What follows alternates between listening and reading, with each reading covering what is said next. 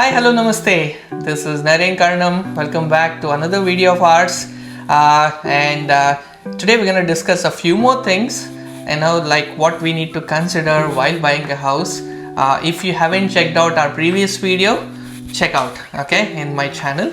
And this would be the part 2, So let's get going. So hi Harsha again, thanks for coming. Hi everyone. So Harsha, how about let's start with, do you want to start with any question that you have in mind? How about discussing about the pitfalls that can come across while one can come across by a buyer or by an agent? Sure. How about I start with pitfalls that any buyer can avoid? Maybe one of the major pitfalls that I can think of is, at least again, this is my personal opinion. Everybody will have their own opinions. Okay, just my personal opinion here is I would not go for a house which does not make financial sense in terms of numbers, irrespective of how much I like a house.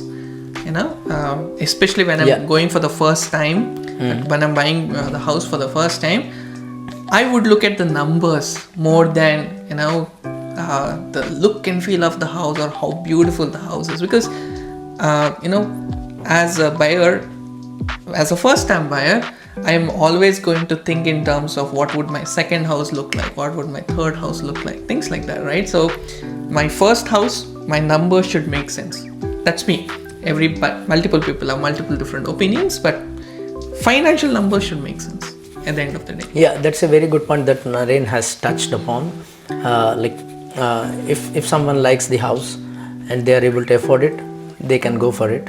But some people, for them, the numbers should make sense. So you should know as a buyer what would make sense to you, whether it's the look, the beauty, the location, or is it the numbers. So you are your best judge. Right. You should be able to judge what's best for you. Absolutely. And how about you? You tell me, what are the pitfalls that any buyer can avoid? From a buyer's perspective, he has already touched upon some of the points.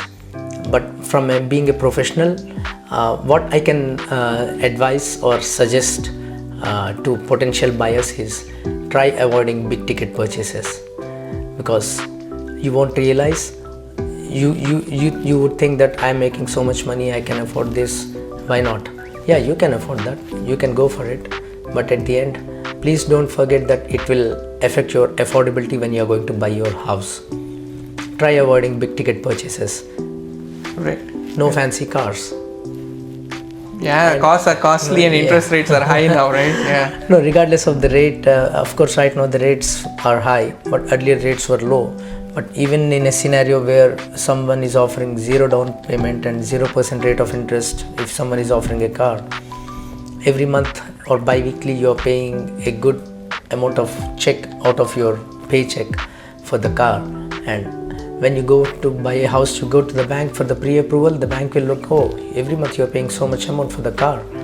So I'm sorry, your affordability has gone down by so much. I've seen people they were able to afford 500,000 house, but the bank wasn't willing to give them more than 330,000 because they were paying $800 a month for a big fancy car. Right. So that's one thing to avoid. And another thing, from a payment perspective, it may not be a big thing. However, for example, if someone goes for a nice fancy iPhone, going during the Boxing Day sale, during the Black Friday sale, then these people, they do a credit check which will dent their credit score. Like hard credit check. They do a hard credit check. So you can recover those points, but until you recover those points lost during the credit check, your bank the mortgage terms may not be suitable for you until you recover those points. Right. How about the line of credit? If I've already taken the line of credit but I have money in it, do you suggest taking things out before buying a house, or while in the process of doing it? Try avoiding any kind of debt, regardless of whether you are taking money out of your line of credit or you're going for a car. Try avoiding debt, because debt is a liability which will affect your affordability. Awesome. So even if you have line of credit, try avoiding use the money of the line of credit. Right. Yeah, very important points. So we pretty much have covered the pitfalls as of now. Good. So Naren, I know you did lot of research whether to buy a house in Gulf or Windsor, and then you zeroed in on Windsor and you moved to Windsor. So what were the things that you considered before selecting a house in Windsor? Perfect. Right. Like how you said, right? I thought, okay, which location in terms of city that I would like to buy a house. Again, my numbers and things.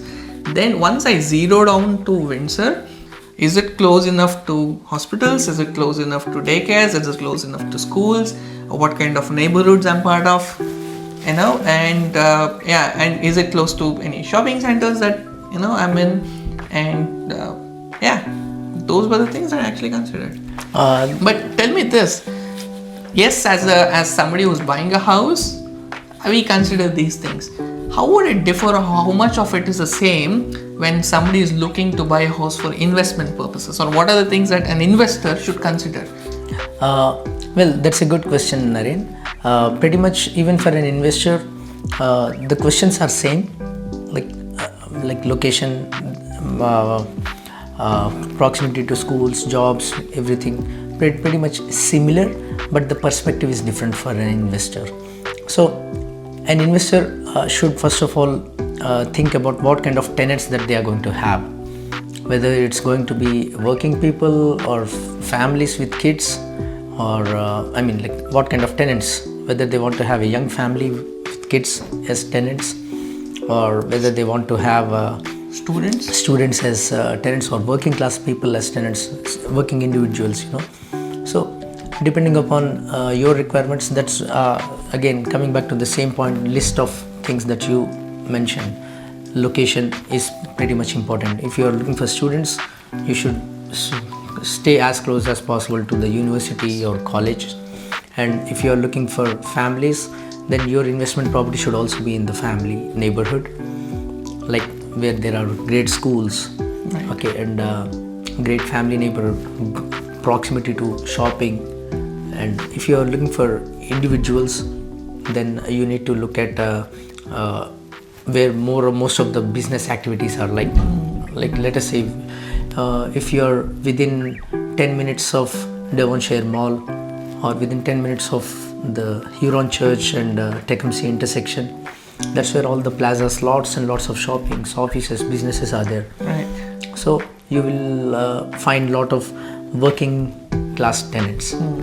And then you have to look at the cash flow. So at the end, for an investor, what matters is he's not pumping in money from his pocket every month. So they need to focus upon the cash flow. And also another important point, some people, property management is another important point which investors should consider. If they think they can manage the property by themselves, then they are saving some money there.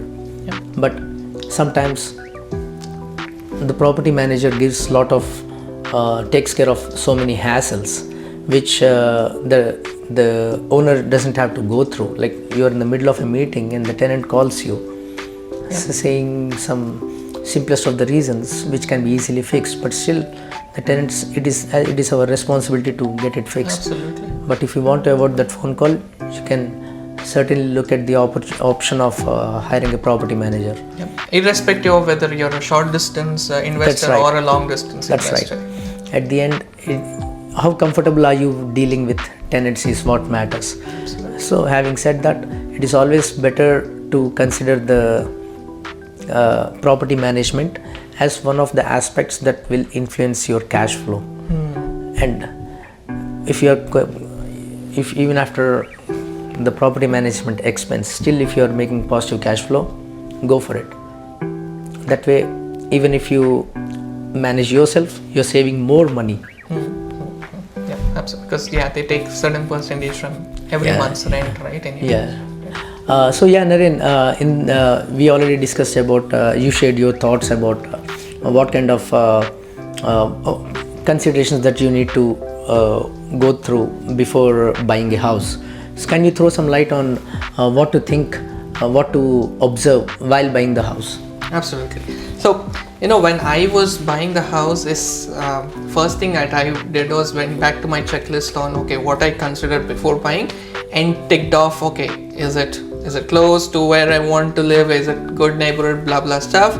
But in addition to that, what I did observe is the staging is always great, right? But irrespective of the staging, can I imagine myself and my family living in it?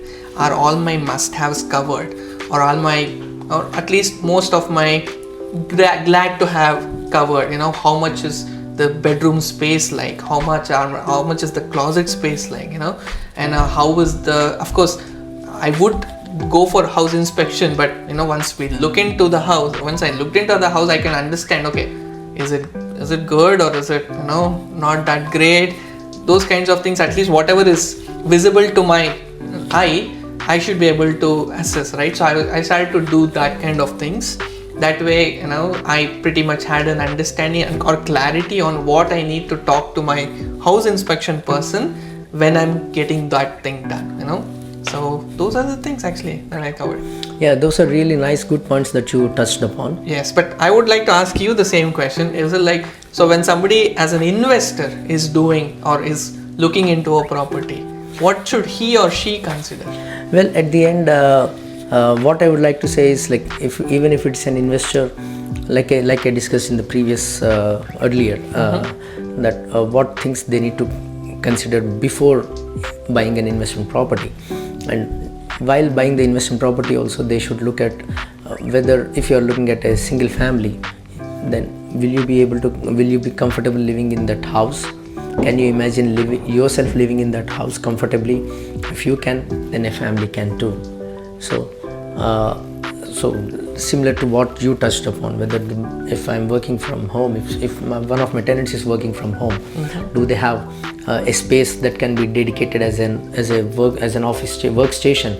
And if they have kids, do they is the backyard big enough for the kids to play in the summertime, or is there enough space for the kids to play indoors? These kinds of things that one should consider. And if someone is looking at renting the house to students, then is the room big enough for them to lay a bed? And also students, most of the time they do so many assignments, so they need workstation too. Is the room big enough? Size of the room matters. Size matters. And you want to put in furnitures? Put in furnitures too, right? Exactly. Right. So can the room accommodate the bed and a chair and a table? And then is it enough closet space? Because students, they need, where will they keep their stuff? Where will they keep their clothes and all? And also another thing, if you're looking at investment, is if you are renting it to students, most important thing that many people should consider is, are there enough bathrooms for the number of people that are going to live in the house? Because they are all individuals. They will be going to or coming from the college or the job at the same time. So it should not be sorry to say this, but it may sound like a joke. It should not look like a public toilet, So are there enough bathrooms? Is the kitchen big enough? Are there enough cabinets in the kitchen so that people can skip? How big is the fridge? Right. I've seen a few investment properties in Windsor where there are multiple kitchens in the same house, so that even if it is a 5-bedroom, 6-bedroom house with 2 bathrooms, there are 2 kitchens as well. So that way it's easier for us to rent out, or anybody to rent out.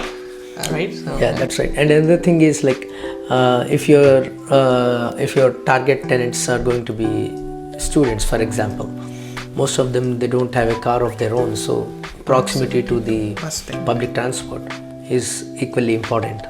Especially during the winter time, they don't want to walk too far away, even to the bus stop, right? Exactly. So they would want a house very close by to the university, walkable distance, or at least something close to the bus stop. That's right. Awesome. Thank you so much. That's it for this video, but stay tuned for more. Hope it added value. Please do consider subscribing, and I'll see you in the next one.